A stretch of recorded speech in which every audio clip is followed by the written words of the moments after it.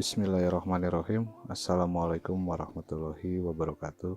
Kita ketemu lagi di pembelajaran daring untuk mata pelajaran AIJ tanggal 22 Oktober hari Kamis. Kalau minggu kemarin kita telah belajar tentang materi VLAN untuk model 1 ya, dan sebelumnya juga sudah saya sampaikan perbedaan dengan model VLAN yang berbeda dengan pertemuan minggu kemarin. Nah, untuk materi yang baru hari ini adalah tentang routing ya, routing yang ada pada perangkat router. Nah, sebelum kita melanjutkan materi bagaimana mengkonfigurasi sebuah routing di perangkat router, kita pelajari dulu untuk teori apa itu routing dan secara bagaimana cara kerjanya sebuah routing dan macam-macam dari routing itu apa saja yang ada pada sebuah router. Baik, kita mulai.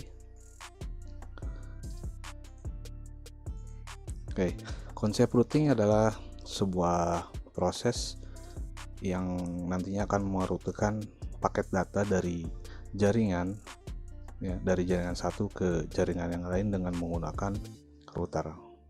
Dalam artian sebuah proses pengiriman data yang nantinya di sini akan kita pahami bagaimana si proses data itu melewati sebuah perangkat router, yang artinya dia berjalan dalam proses transportnya itu yang nantinya akan melewati beberapa router.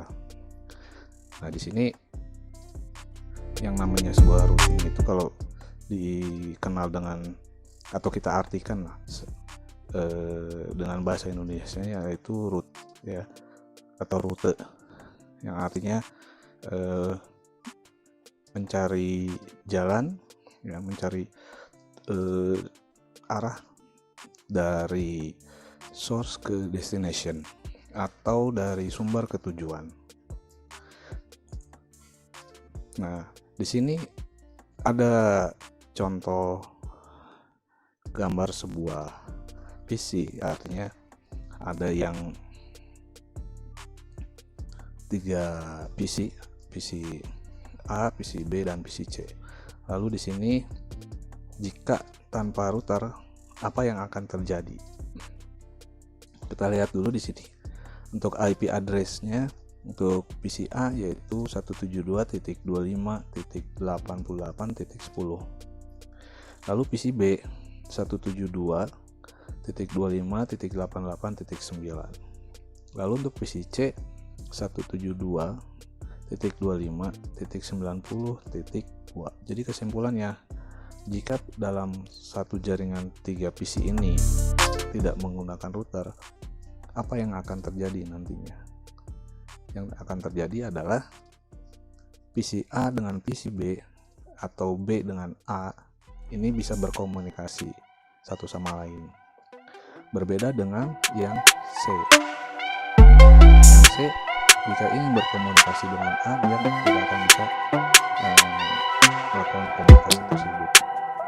Atau sebaliknya, A dengan C atau C dengan B. Apa alasannya? Alasannya karena untuk PC A dengan PC B ini masih dalam satu network. Sedangkan PC C ini berbeda network dengan A dan B, sehingga C sudah tidak bisa berkomunikasi dengan A dan B. Ya, bisa dilihat dari network IP yang dimiliki masing-masing PC ini. Nah, bagaimana caranya supaya C di sini bisa berkomunikasi dengan A ataupun dengan B? Nah, di sini pada sebuah gambar ini yang memiliki jaringan ini hanya memiliki hub saja atau switch ya. Nah, jika ingin C berkomunikasi dengan A atau dengan B, maka harus ada yang namanya perangkat router.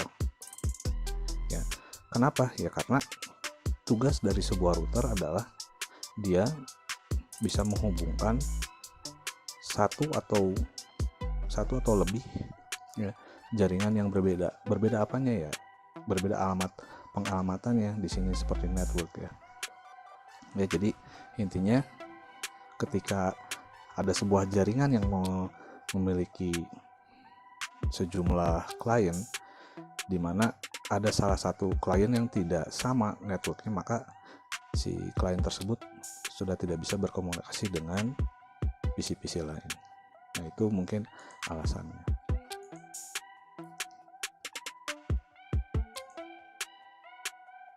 Nah, ini alasan yang seperti yang slide yang sebelumnya yang saya jelaskan. Agar saya dapat berkomunikasi dengan dua host lain diperlukan router yang telah dilengkapi dengan protokol routing. Ya, di sini masing-masing network di sini ada garis ya. Ini adalah sambungan sebuah protokol atau rutenya, memiliki networknya yang masing-masing berbeda. Nah, makanya ketika 131 ya, kita sebut itu saja 131 dengan 172 ingin berkomunikasi, atau 131 dengan 199 ingin berkomunikasi, maka dibutuhkan yang namanya sebuah protokol routing. Nah, koneksi network ke router ya, kalau misalnya dalam sebuah jaringan ada sebuah LAN seperti ini, memiliki anggota LAN tersebut adalah A2, A3, A4 sampai A5. Maka artinya jika antar masing-masing PC ini ingin berkomunikasi, ya syaratnya satu, networknya harus sama, yaitu network A. Lalu di sini ada yang dianggap sebagai A1 ya. Di sini ada lingkaran berwarna merah. Nah, ini yang nantinya akan disebut sebagai gateway ya. Nah, di sini ada koneksi beberapa network. Ada network A, ada network B, ada network C dengan network D. Yang masing-masing anggota dari network A, B, C dan D ini berada dalam satu network ya. Network A berarti satu network, network B satu network, dan begitu seterusnya. Nah, di mana pada rute ini ada yang dinamakan di sini, kalau digambar di sini diberi keterangan A1, B1, C1, D1. Ya. Ini yang nantinya disebut sebagai alamat gateway. Jadi ketika A2 sampai A5 ingin mengkonfigurasi alamat IP, diisikan alamat IP dengan syarat hostnya jangan sampai ada yang berbeda. Jika ada yang berbeda, maka akan terjadi konflik atau duplikat IP. Nah, lalu mengisikan netmask sesuai dengan ketentuan di network A. Nah, selanjutnya jika sebuah LAN network A ini ingin bisa melewati router ini, artinya nantinya bisa melakukan komunikasi dengan klien yang ada di network B, artinya setiap klien ini harus mengisikan yang namanya gateway ya. Alamat gateway-nya apa? Nah, ini alamat gateway-nya yang di ujung setiap networknya, yaitu A1. Begitu pula dengan B, begitu pula dengan C dan D.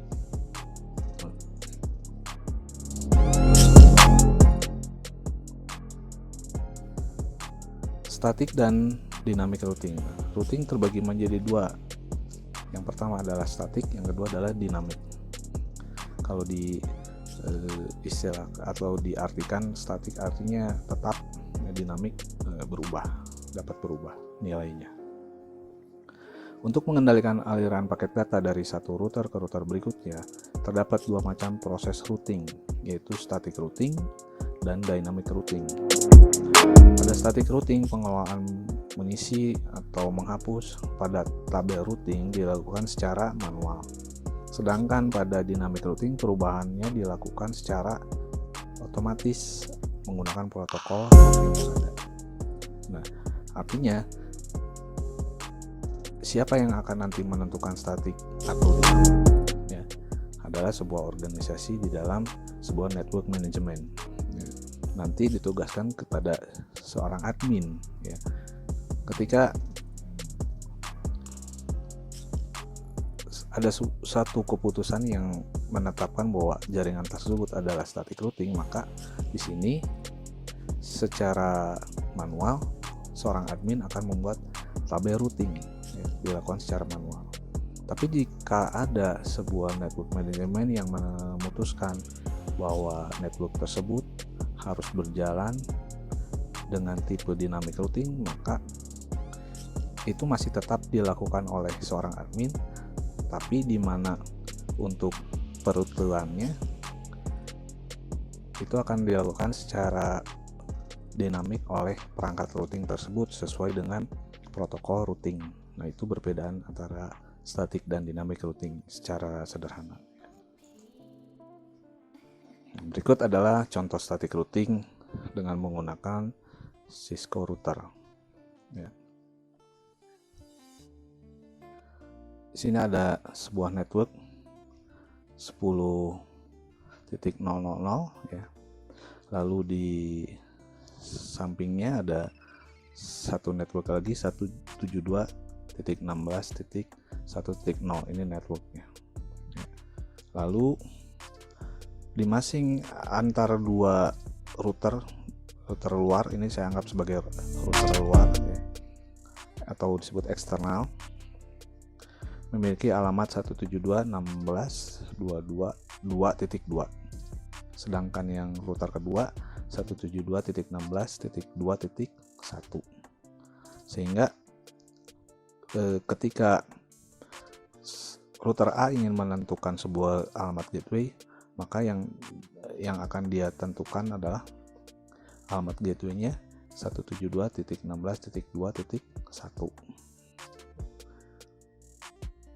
Ya.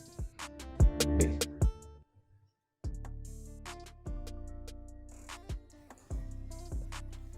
Nah, ini ada contoh kedua dari static routing seperti ini.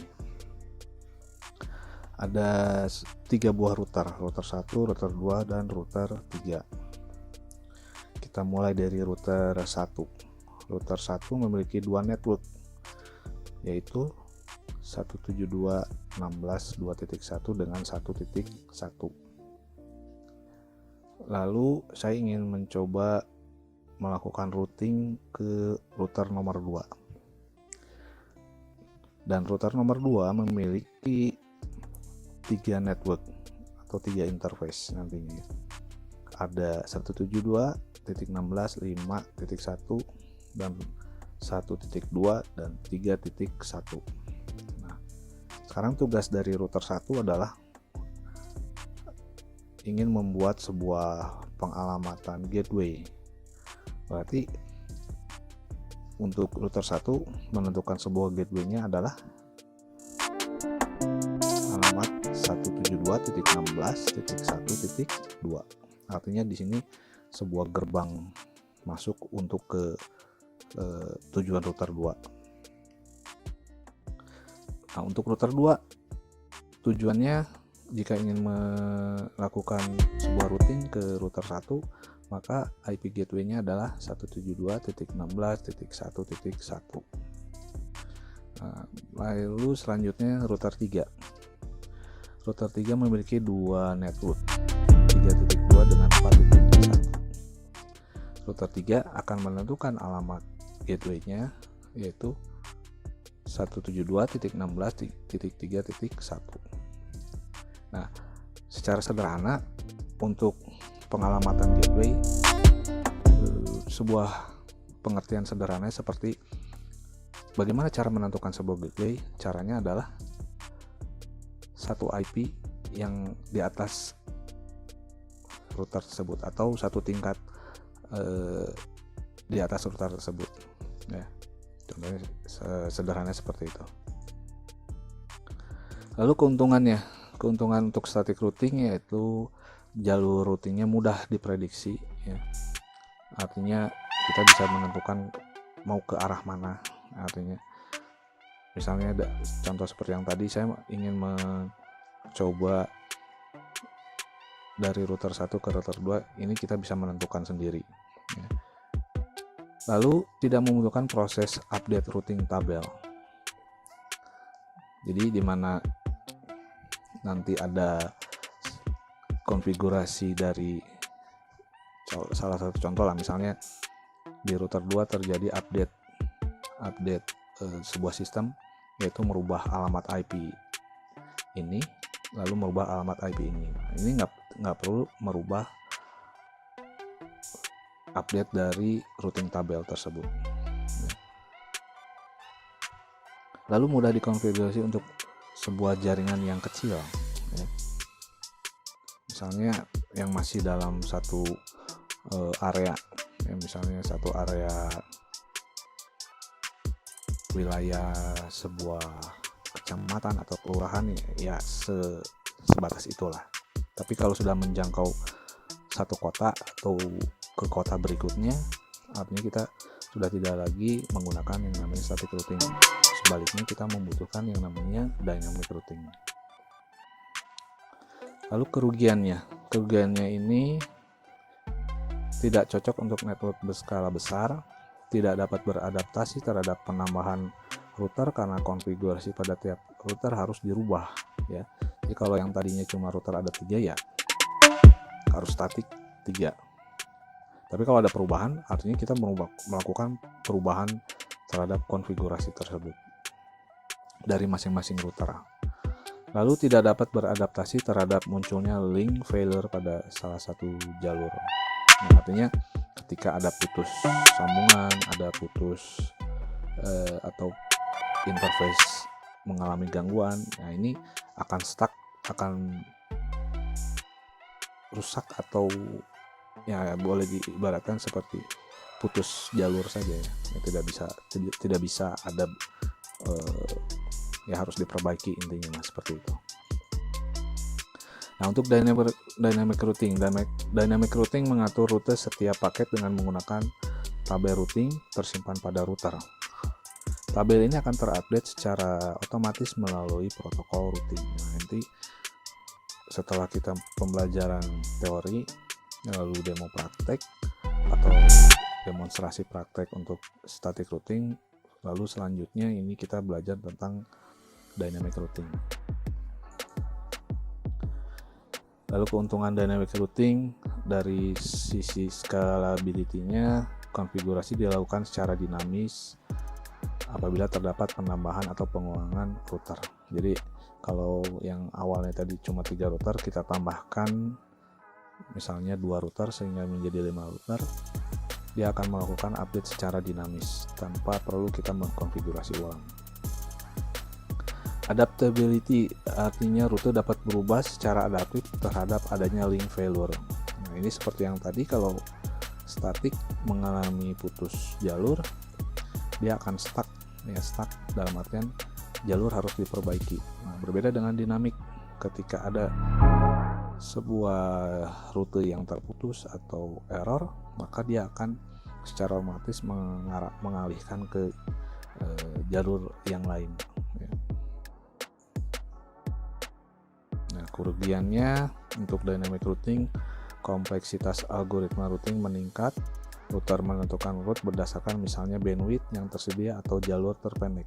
Ya, artinya di sini kita harus menentukan si dynamic routing tersebut, atau dari beberapa router tersebut harus kita tentukan algoritma routingnya seperti apa, karena yang dimiliki oleh setiap area itu akan berbeda dari sisi bandwidth maupun dari sisi jalurnya, apakah jalurnya lebih panjang atau lebih pendek. Lalu router harus saling bertukar informasi routing secara periodik. Lalu tidak semua router mendukung dynamic routing. Ya, ini sebuah kerugian dari dynamic routing. Oke. Nah, untuk materi routing saya masih menggunakan VirtualBox ya untuk praktek nantinya, demonstrasi prakteknya pada saat masa pandemi ini. Saya masih menggunakan VirtualBox dengan kolaborasi GNS3 ya, jadi saya akan membahas mengenai, kalau tadi yang slide ini membahas mengenai teori dari static routing secara umum pada perangkat router. Nah, ini kita akan mempelajari teorinya untuk routing pada perangkat mikrotik. Nah, di sini ada sebuah topologi atau peta jaringan yang memiliki sebuah lebih dari satu area ya. Ada area A dan area B.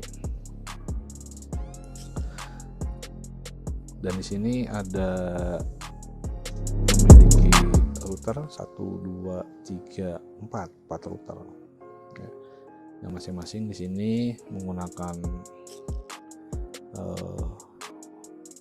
boleh ibaratkan seperti WiFi ya. Dan ini ada yang menggunakan kabel juga seperti itu. Nah, ini masih secara umum ya, ketika jaringan lokal sudah mulai kompleks, kapan routing ini dilakukan ya, jika kita menginginkan pemantauan pengelolaan jaringan yang lebih baik ya, lebih aman, firewall filteringnya lebih mudah dan lengkap.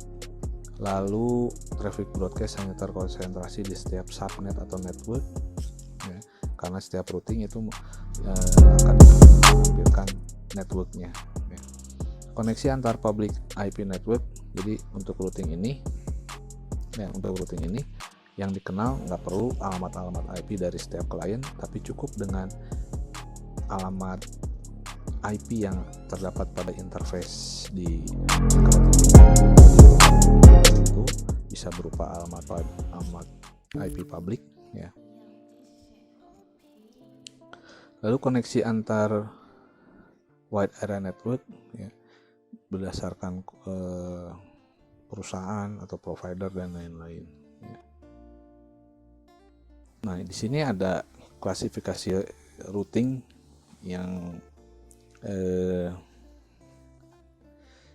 kita bagi menjadi dua. Yang pertama itu ada static routing, yang kedua itu ada dynamic routing. Nah, ini masih secara umum ya, ini gambaran ini masih secara umum, protokol routing secara umum ada di perangkat, tidak hanya pada mikrotik tapi di perangkat-perangkat lain seperti Cisco itu ada ya. Nah, untuk static routing boleh dikatakan dia hanya tidak memiliki beberapa macam protokolnya, dia hanya satu ya, statik saja. Nah, untuk dynamic routing itu dibagi menjadi dua, ada interior gateway protocol, ada exterior gateway protocol ya. Untuk interior itu artinya yang sebuah protokol gateway yang mengarah ke dalam ya, atau yang bagian dalam. Exterior gateway protocol adalah protokol sebuah gerbang untuk yang eksternal. Nah, untuk interior gateway protocol atau kita singkat menjadi IGP, lalu exterior gateway protocol kita singkat menjadi EGP ya. Untuk EGP di sini menurunkan cuma satu, yaitu BGP saja, atau kepanjangan dari Border Gateway Protocol. Nah, untuk interiornya di sini terbagi menjadi dua. Yang pertama yaitu Distance Vector Protocol, lalu yang kedua ada Link State Protocol. Nah, perbedaan antara Distance dengan Link State ini berdasarkan protokol jarak, lalu Link State Protocol di sini berdasarkan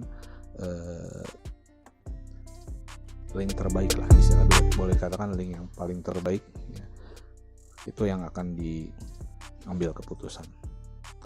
Nah, untuk distance terbagi menjadi dua, ada RIP Routing Information Protocol versi 1 dan versi 2, ada IGRP Interior gateway routing protocol, ada exterior, interior gateway routing protocol ya. Nah, untuk link state ini ada OSPF, Open Source Path First, lalu ada ISIS ya. Nah, untuk materi yang kita akan pelajari secara teori maupun praktek demonstrasinya, yaitu mulai dari static routing, lalu kita belajar dynamic routing untuk kita mulai dengan menggunakan BGP, lalu menggunakan RIP, lalu menggunakan OSPF ya. Jadi untuk dynamic routingnya ada 3, BGP, RIP, dan OSPF.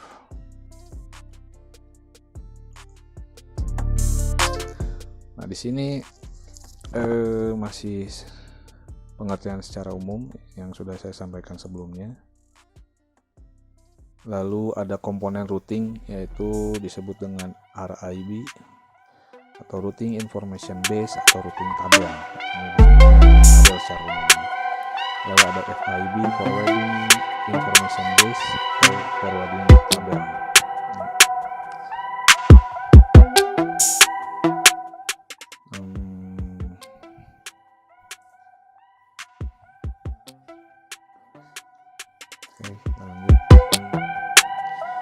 Untuk routing information base adalah tabel data dalam router yang berisi data rute ke jaringan atau network tertentu. RIP juga berisi metrik atau nilai prioritas dari masing-masing rute. RIP terbentuk dari semua rute yang terbentuk dari dynamic routing protocol, semua rute untuk connected network, dan setiap konfigurasi route tambahan seperti static route. Ya, nanti kita bisa bedakan. Nah, di sini ada contoh dari RIP yang ada di router Mikrotik. Menunya ada di IP route list. Contohnya seperti ini. Lalu di sini ada destination address, ada kolom destination address, ada kolom gateway, ada kolom distance. Nah, untuk dynamic routing biasanya pada sebuah sistem di Mikrotik ya, kalau ini ada yang pojok paling kiri itu disebut dengan flag ya. Ada flag, ada D, A, C, D dengan karakter huruf besar, huruf kecil. Nah, ini dilambangkan dynamic routing itu menggunakan flag seperti ini. D itu dynamic, A itu aktif, O itu kalau nggak salah OSPF ya. Kalau C connected ya. Kalau AS aktif, static. Ini DAC dynamic, aktif, connected. Ini dynamic, aktif, RIP ya, seperti ini. Nah, setiap dinamik yang diterapkan pada perangkat Mikrotik itu ditentukan nilainya dengan distance seperti ini ya. Kalau ada 110 berarti dia routing protokolnya OSPF. Kalau ada 120 atau 120 itu adalah RIP ya. Dan ada nanti kalau BGP itu ada lagi. Nah, pada umumnya ketika kita membuat sebuah gateway pada sistem di Mikrotik ya, kita menentukan alamat gateway-nya contohnya seperti ini. Saya menentukan alamat gateway 192.168.0.2, artinya reachable, artinya tersambung, yang menghubungkan dengan Ether 1. Lalu destination address-nya 10.10.10.0/24. Artinya pernyataan di sini adalah ini adalah sebuah gerbang untuk gateway-nya atau jembatannya dengan alamat 0.2. Lalu dengan tujuan networknya adalah 10.10.10/24 ya. Dikatakan jika ada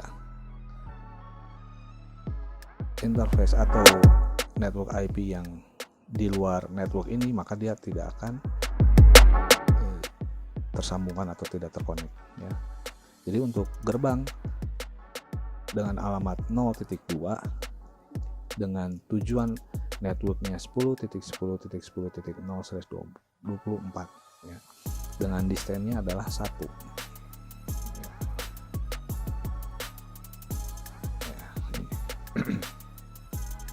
Nah, fungsi dari RIP ini memfilter informasi routing dari semua jenis routing protokol, mengkalkulasi dan memilih route terbaik ke network tertentu, lalu selanjutnya membuat dan mengupdate forwarding information base, mendistribusikan informasi routing ke protokol lain.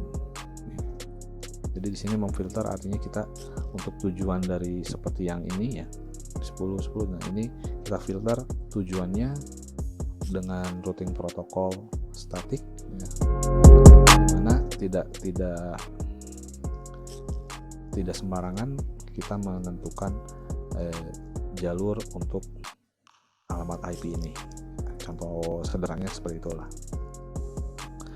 Lalu mengkalkulasi dan memilih route terbaik, artinya di sini sudah ditentukan sebuah keputusan dari network manajemen bahwa route terbaik adalah ke network tertentu seperti itu. Lalu untuk forwarding information base, di sini adalah tabel routing umumnya tidak digunakan secara langsung untuk memforward atau meneruskan paket di router arsitektur modern.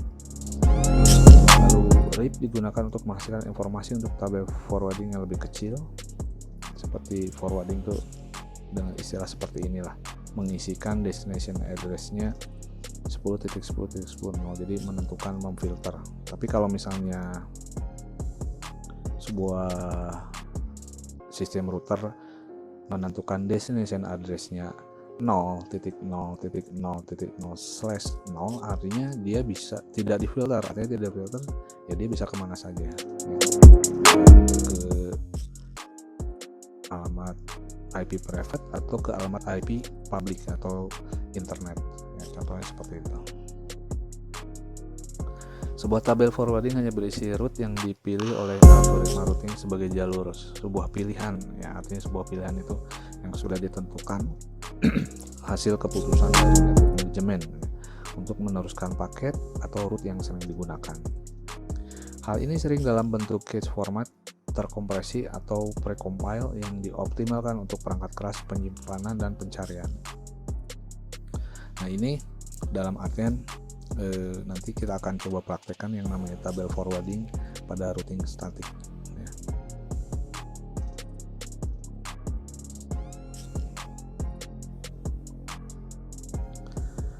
Nah ada istilah dengan connected route, dibuat secara otomatis setiap kali kita menambahkan sebuah IP address pada interface yang valid atau interface yang aktif, atau boleh dikatakan seperti tadi ada keterangannya reachable ya.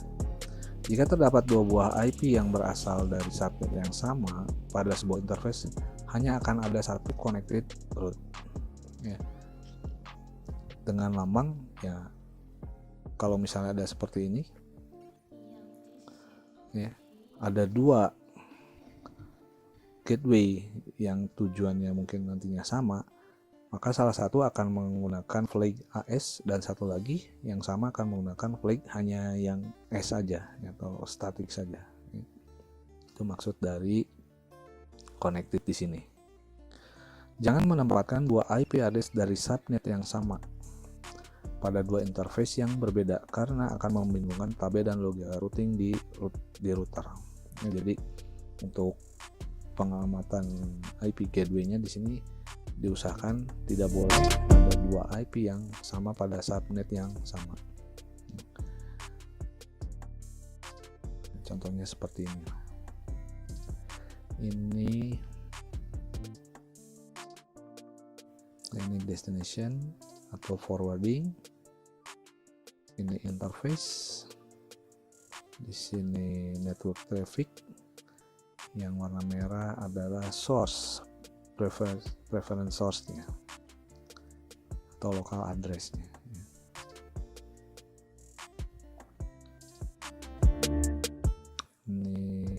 Static root, di sini bagaimana cara membuat static root pada sistem mikrotik ya. Menambahkan root secara manual pada routing tabel. Static root yang ditambahkan adalah network tujuan dan gateway. Dapat dikatakan kita mendefinisikan root mau ke network yang mana atau lewat gateway yang mana. Contohnya pengisiannya itu menunya ada di IP, lalu root, nanti ada jendela root list. Nah, jika kita ingin menambahkan gateway, kita menekan tombol plus. Nah, lalu kita mengisikan gateway seperti ini.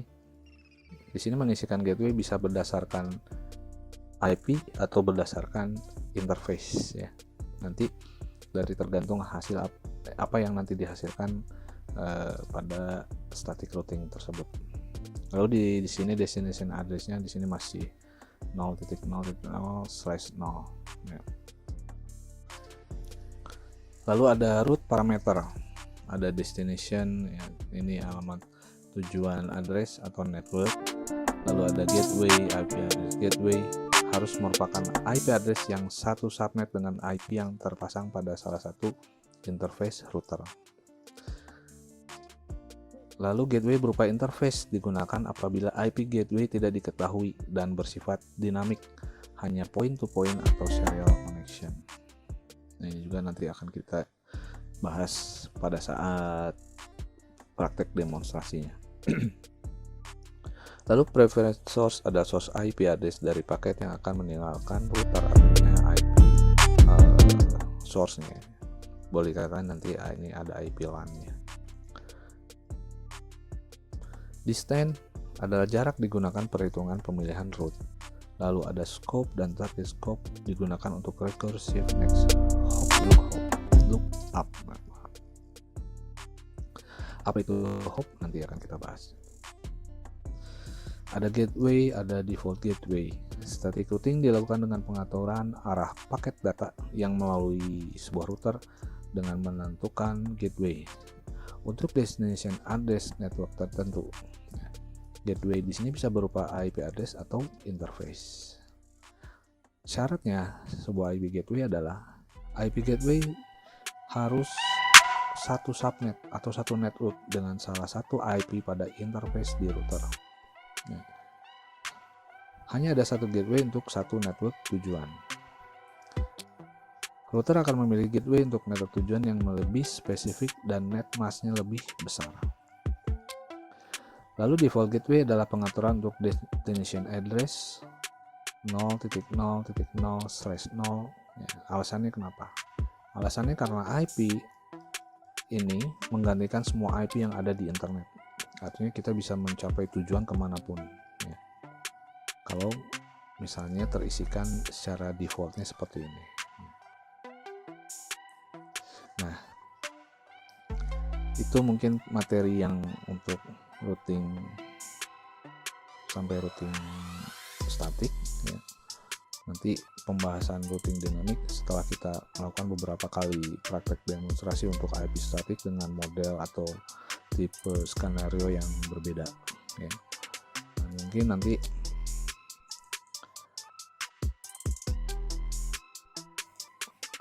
untuk static routing kita akan mencoba seperti ini ya. Jadi kalau kemarin kita membuat VLAN itu hanya 2 router, berarti nanti untuk static routing kita prakteknya menambahkan 1 router ya. Nah, berarti kita menambahkan lagi di VirtualBox.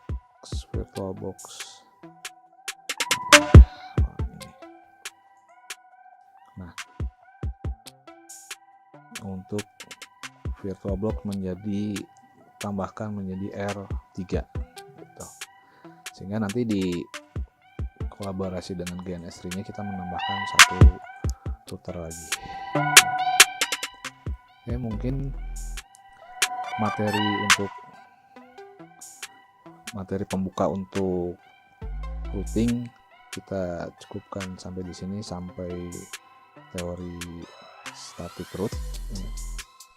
Nanti insya Allah minggu depan kita akan mencoba materi praktek ya, untuk materi praktek untuk static routing ini. Ya, mungkin itu saja yang bisa saya sampaikan pada pertemuan hari ini. Saya ucapkan terima kasih atas perhatiannya. Wabillahi taufiq wal hidayah. Wassalamualaikum warahmatullahi wabarakatuh.